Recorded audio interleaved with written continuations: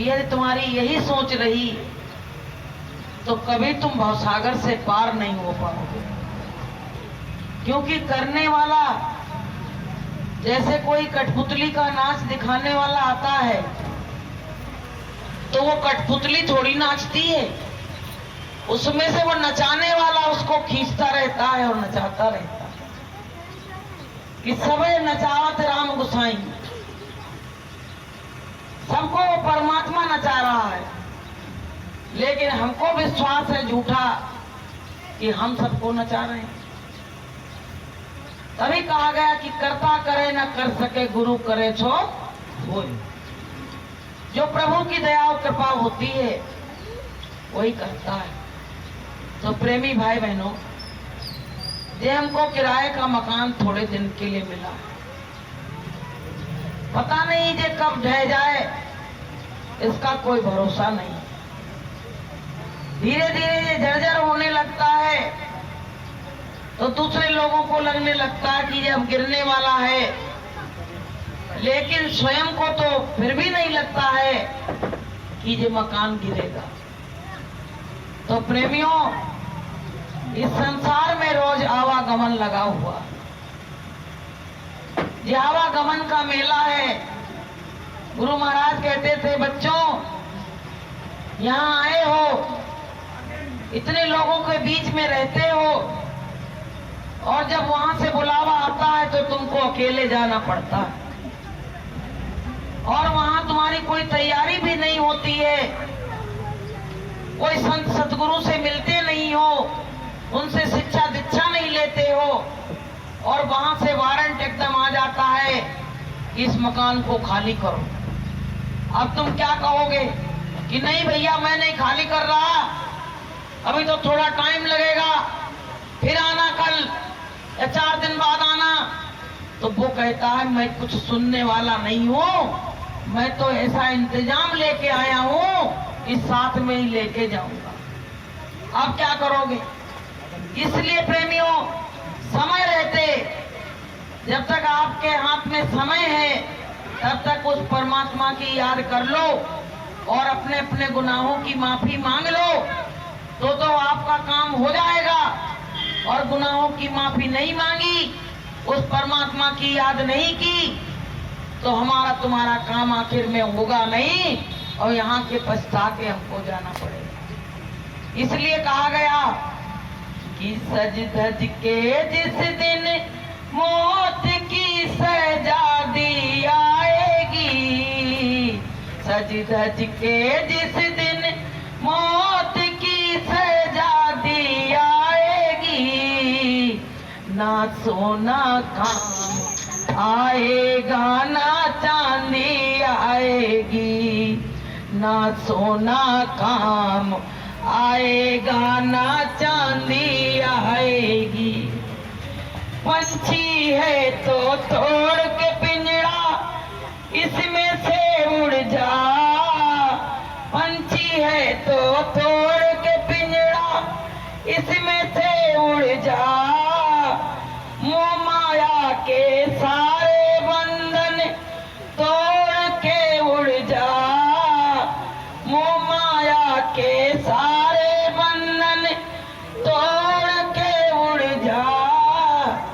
जिस दिन तेरे कानों में मौत गुनगुनाएगी, सज धज के जिस दिन मौत की सजा दी आएगी, ना सोना काम आएगा ना चांदी आएगी। जिस दिन मौत की शहजादी आएगी, ना आपके साथ सोना जाएगा, ना चांदी जाएगी, ना घर परिवार रिश्ते कोई नहीं जाएगा। वो सफर तुमको केवल अकेले तय करना, अकेले तय करना है। कहा गया कि ना हाथी है ना घोड़ा है, वहां पैदल ही जाना है। और सजन तुम झूठ मत बोलो, खुदा के पास जाना है। वहां कोई तैयारी नहीं, कोई व्यवस्था नहीं है। तुमने इतने दिनों में जो तैयारी की होगी उसी के साथ तुमको वहां जाना पड़ेगा। इसलिए कर ले सो काम और भजले सो राम। ये मानव जीवन हमको परमात्मा की भक्ति के लिए मिला और इस जीवन को हम यूं ही बर्बाद करे दे रहे। गुरु महाराज कहते हैं बच्चों, छिन छिन चेतो और छिन छिन जागो और इसको तुम व्यर्था मत खो, इसको बेकार मत खो, नहीं तो वहां से जब वारंट आएगा तब तुम्हारे हड़बड़ी मच जाएगी। अरे मैंने कुछ कर ही नहीं पाया जीवन में, सतगुरु भी नहीं बना पाए, घर परिवार को अपना बनाया और आज ये सब साथ छोड़े दे रहे, अब क्या करें। इसलिए प्रेमियों पहले ही सतर्क हो जाओ।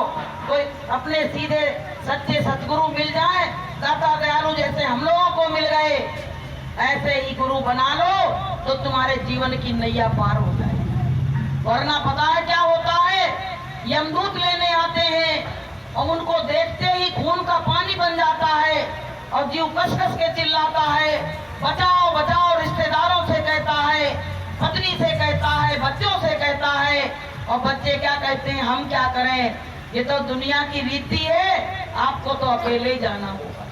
आप बताइए, पूरा जीवन तो हमने लगा दिया घर और गृहस्थी में, परमात्मा की याद तक नहीं की, लेकिन जब समय आया तो हमारे घर और परिवार सबने धोखा दिया कि दुनिया वालों से दिल को लगा कर, दुनिया वालों से दिल को लगा कर अपने प्रभु को हृदय से भुलाया, अपने प्रभु को हृदय से भुलाया। ऐसी दुनिया समझ में जब आई, ऐसी दुनिया जब समझ में आई, फूट कर रो पड़ा दिल बेचारा, फूट कर रो पड़ा दिल बेचारा। जब हमको लगा कि मेरा कोई साथ नहीं दे रहा है तो मेरा रोने के बजाय कुछ और बचा ही नहीं, मैं फूट फूट के रोने लगा कि मैंने तो इनसे आशा लगाई थी कि ये सब मेरा साथ देंगे और आज मेरा कोई साथ नहीं दे रहा है, आज हमको अकेले जाना पड़ रहा है। इसलिए प्रेमियों, संतों ने क्या कहा कि पल पल संत तुम्हें समझाए, ज्ञान की बात बताएं, समय क्यों खो रहा है, समय क्यों खो रहा है। 4 बजे तो हाल लगे, 3 बजे बाद तुम्हें समझाए, हीरा जन्म गवाए, तुम्हें क्या हो गया है, समय क्यों खो रहा है। तो संत कहते अपने समय को बर्बाद मत करो, छिन छिन चेतो और छिन छिन जागो, इस समय को बर्बाद नहीं करो, नहीं तो बाद में पछताओ। कहा गया कि राम नाम की लूट है और लूट सके तो लूट, और अंत समय पछताओगे जब प्राण जाएंगे छूट। अंत समय में पछताना होगा, जब प्राण निकलने लगेंगे तब हमको ये लगेगा, अरे भैया मैं तो कुछ कर ही नहीं पाया, मैं तो कुछ नहीं, किसी लायक नहीं रह गया, तब तुमको रोना आएगा और फिर रोने से क्या फायदा। इसलिए प्रेमी भाई बहनों, किसी संत सतगुरु की शरण में आ जाओ। एक बार क्या हुआ, एक महात्मा जी एक गांव में गए तो वहां वो किसान ने बड़ी सेवा की, बड़ी महात्मा की खातिरदारी करी, जो उस पे था वो भगत करी। तो महात्मा जी ने क्या कहा कि तुम्हारा बहुत समय बेकार गुजर गया, अब तुम किसी संत शरण में चले जाओ और परमात्मा का नाम सुबह और शाम लेने लगो। तो किसान ने कहा, भाई महात्मा जी हम तुम्हारे जैसे भक्कड़ तो है नहीं, हमको इतना समय नहीं है कि मैं भगवान का नाम ले सकूं, मैं किसान आदमी हूँ, घर गृहस्थी का काम करता हूँ और खेत खलिहान का काम करता हूँ, क्या करूं। तो महात्मा जी ने कहा कि कैसे न कोई जतन ऐसा करो कि थोड़ा सा भगवान की भक्ति कर लो। तो कहने लगा, चाहे और कोई काम बताओ पर एक काम भगवान की भक्ति का मत बताओ, हम नहीं कर पाए। तो महात्मा जी ने कहा, ऐसा कर सकते हो, जो भगवान की भक्ति कर रहा हो उसके दर्शन कर सकते हो, उससे मिल सकते हो क्या? क्योंकि उसका तार परमात्मा से जुड़ा रहता है। तो बोला मेरा पड़ोसी जो है वो कुम्हार है और वो परमात्मा की भक्ति करता है, तो बोले मैं उसके दर्शन तो कर लूंगा, अब उसके दर्शन करने के बिना मैं पानी भी नहीं पीऊंगा। तो महात्मा जी ने कहा चलो ठीक है, इतना प्रण ही कर लेना तो तुम्हारा काम बन जाएगा। अब भैया वो सुबह रोज जाए और छत से छत मिली थी, झांके आए, उसके दर्शन कर आए और आके और खाना पीना शुरू कर दे। एक दिन क्या हुआ, वो खेत में मिट्टी खोदने चला गया। गर्मी का टाइम था, मटका बनने थे, मिट्टी लेने चला गया। अब ये झांकने गया तो वो तो पता चला कहाँ गए, तो बोले वो तो मिट्टी लेने खेत में गए। बोले अब क्या करें, इतना टाइम हो गया, भूख लगी है और दर्शन कर नहीं पाए तो खाएं कैसे, भोजन कैसे करें। अब प्रेमियों क्या हुआ, खेत का पता पूछ के वो खेत में पहुंचा जाके, वो खुदाई कर रहा था, तब तक उसको खुदाई में कुछ माल खजाना मिल गया। तो उसने कहा मिल गया मिल गया मिल गया। तो ये जब इसको देखा आते हुए तो कहने लगा तुम यार किसी से कहना नहीं, तुमको भी आधा इसी में से दे देंगे, इसमें से आधा तुम ले लेना, पर कहना किसी से नहीं। और वो तो यूं कह रहा था कि मिल गया मतलब ये मिल गया, इसके दर्शन हो गए। और उसने उल्टा समझा कि हमको जो माल मिला है उसकी ये सोच रहा है। अब वो घबरा गया, कह किसी से कहना नहीं, आधा दे देंगे। अब भैया उसने कहा कि वो सतगुरु आए थे और सतगुरु का मैंने स्वागत किया था और सतगुरु ने कहा था कि भक्ति करना, तो मैंने मना कर दिया, मैं भक्ति नहीं कर पाऊंगा, मैं तो दर्शन कर लूंगा जो भक्ति करता उसके।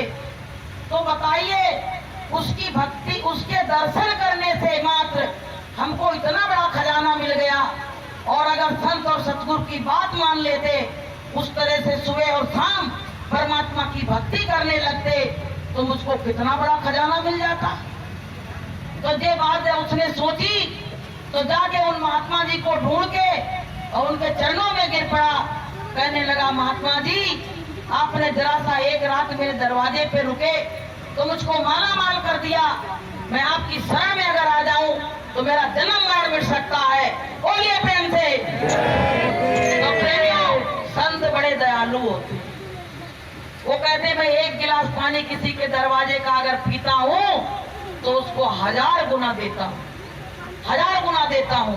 तो प्रेमी भाई बहनों, कहने का मतलब ये है, समय रहते चेत जाओ, नहीं तो पता है जब पंछी पिंजरे से उड़ जाएगा उस समय तुम कुछ भी नहीं कर सकते हो, उस समय तुम पराधीन हो जाओगे।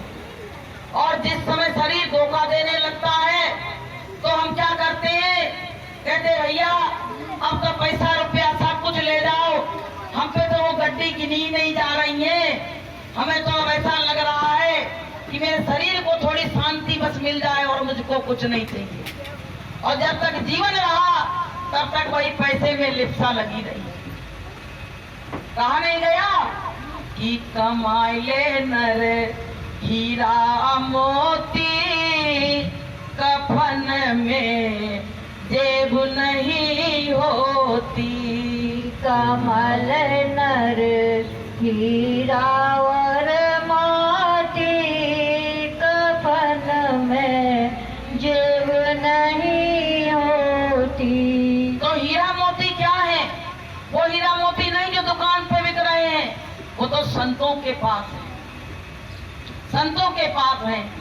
कि गुरु नाम के हीरे मोती और मैं बिखराऊं गली गली, और लूट सके तो लूट ले बंदे, शोर मचाऊं गली गली। और जिन जिन ने लूटे ये मोती वो तो माला माल हुए, और जो माया के बने पुजारी तो आखिर में कंगाल हो। आखिर में तो सबको कंगाल ही होना पड़ेगा, चाहे जितना बड़ा आदमी हो। सिकंदर जैसे जब कंगाल होके यहाँ से गए तो हमारी तुम्हारी क्या हस्ती। एक बार क्या हुआ, एक महात्मा जी रहने के लिए जगह ढूंढ रहे थे, तो उस व्यक्ति के बड़े मकान थे, कहने लगा इसी में रह लो, बड़े आराम से रहो, तुम्हारा ही सब कुछ है। तो भैया 1 महीने रुके, बोले हमको तो अपने शिष्यों से मिलना है और गुरुदक्षिणा वगैरह देना है और सत्संग करना है, मैं तो जा रहा हूं। तो बोले अरे रुको महात्मा जी, थोड़े दिन तो हुए हैं। बोले नहीं, अब मैं रुक नहीं सकता हूं। तो बोले मैं जा रहा हूं। तो बोले ऐसा करो, इसका किराया तो देते जाओ। बोले तुमने तो कहा था तुम्हारा ही मकान है, अब तुम किराया मांगने लगे और मेरे पास कहाँ किराया, मैं तो फक्कड़ आदमी हूं। बोले कुछ भी हो, जहां रहते उसका किराया देना पड़ता। कितना किराया? बोले 10,000 रुपए। अरे महात्मा जी ने कहा इतना तो हम दे नहीं सकते।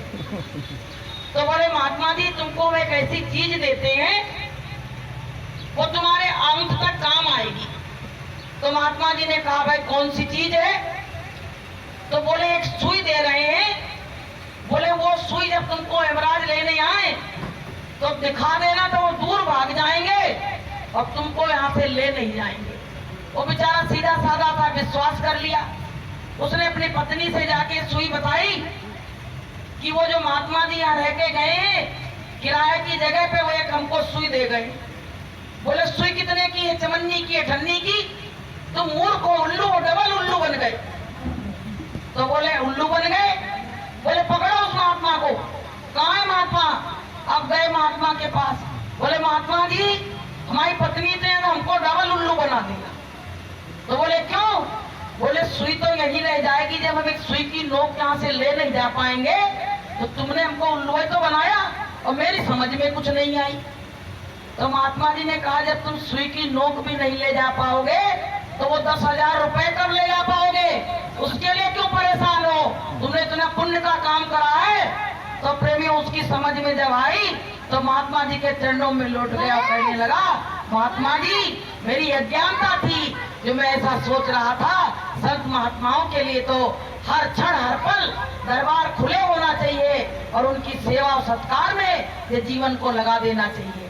तो प्रेमियों संत महात्मा जहाँ भी रहते हैं कुछ ना कुछ दे के जाते हैं।